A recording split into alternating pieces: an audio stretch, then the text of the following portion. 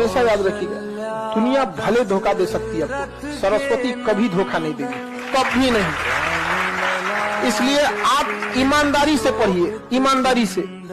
मजबूरी बस अगर आपको यहाँ से जाना भी पड़ा ना तो ज्यादा देर आप रुकिएगा नहीं। आपको पढ़ाई में वो ताकत होती है कि निचले पावदान पर रखिएगा ना तो टॉप पे जा सकते हैं। इसलिए नहीं, आप कभी प्लान मत बनेंगे, जो पढ़ना पढ़ लो, तुरंत पढ़ लो। तो जीवन में अगर आपके साथ बहुत तकलीफ आ रही है, बहुत खतरनाक स्थिति में फंस गए हैं, तो समझिएगा कि आप बहुत खतरनाक हीरो हैं। ऊपर वाले ने आप ही को ये जिम्मेदारी दिया है, क्योंकि जिस कंधों में बोझ उठाने की क्षमता नहीं होती है, मालिक उन कंधों पर उतना बोझ रखता ही नहीं। तो बहुत समस्या है तो घबरा के डिप्रेशन में नहीं जाना है, खुद को समझाना, बहुत बहादुर रहे हो। बाप के पैसा से सजना धजना अच्छी बात नहीं है। अपने पैसा से पिताजी को ले जाइए, पापा आज अपने पसंद से कपड़ा खरीदिए, हम ले जाते हैं। समझ में आएगी ना? Stop listening to too much motivation. Stop listening to too much shorts, reels. Stop listening to random quotes and all. They are not going to change your life. वो नहीं बदलेगी भाई तेरी जिंदगी।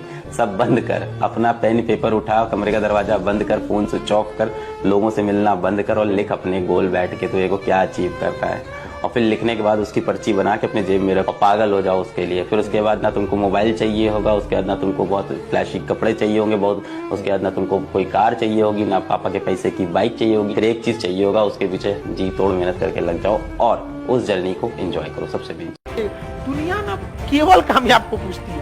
एक माँ बाप के अगर दो लड़के हैं, एक सफल एक असफल, तो माँ बाप एगो को रोटी देगा, एगो के रोटी में घी लगाएगा, हम खा लो, खाओ खाओ। खाते नहीं हो आजकल, खा और टुकुर टुकुर देख रहा है, हमको भी पूछ लो। 100 में से एक बच्चा होता है जिसको पढ़ने में मन लगता है। 99 बच्चों को बोलना पड़ता है नालायक अब तो पढ़ ले, कल एग्जाम है। 99 बच्चों को मन नहीं करता। जीवन का आधा हिस्सा मजबूरी से काम करते हुए गुजरता है।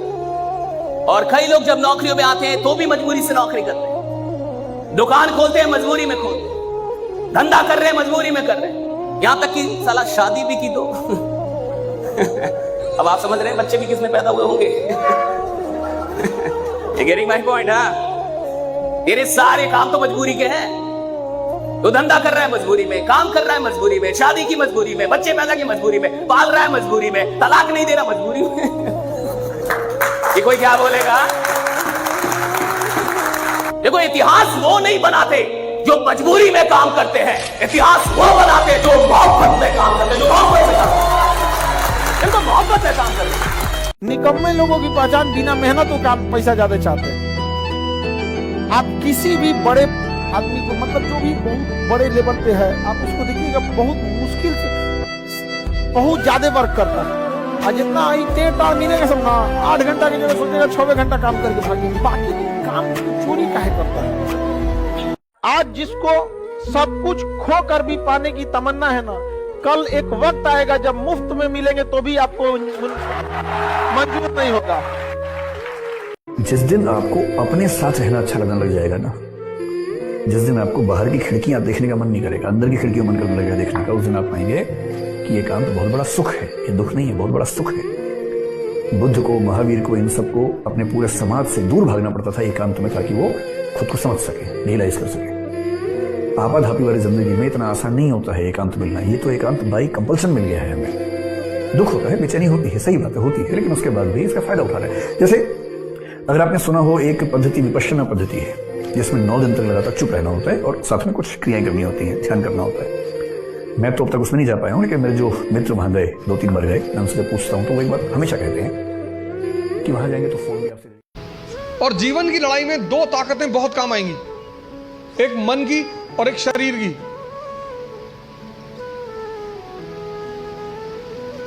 तुम जब भी ऊपर उठोगे तो ये ग्रेविटी तुम्हें नीचे खींचेगी ना, ऐसा समाज की ग्रेविटी है। हम जब आईएएस की तैयारी करने गए तो हमारे गांव में हर आदमी, मतलब एक साहब तो हंसना शुरू किया उन्होंने, और हंसते हंसते गिर गए वो। उन्होंने हमसे पूछा दिल्ली क्यों जा रहे हो? अब मेरा दिमाग खराब था, मैंने कह दिया मैं आईएएस की तैयारी। बोले आईएएस? फिर वो हंसने लगे और हंसते हंसते वो गिर गए। और उस हंसी का इतना रोल रहा मेरे जीवन में, मतलब उस हंसी ने मुझे एकदम मजबूत कर दिया था कि अब आईएएस ही बनना है। उस दिन मुझे एहसास हुआ कि महाभारत क्यों हुई।